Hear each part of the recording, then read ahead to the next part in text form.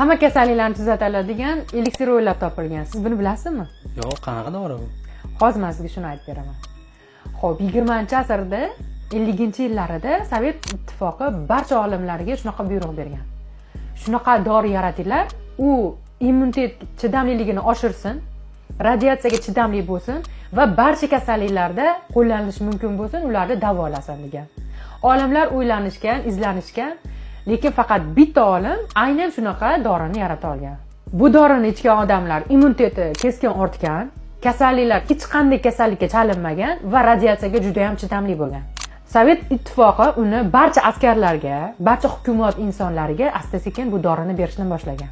Natijada ulardagi bor kasalliklar batamom yo'qolgan va ular tanasi butunlay sog'lom bo'lgan. Lekin Sovet ittifoqi bu dorini yashirishga uringan va insonlar foydalanishi uchun qat'iyan man etgan. Bu sehrli eliksir rus olimi Darogovning nomiga qo'yilgan bo'lib, aslida, ya'ni Darogovning antiseptik stimulyatori edi.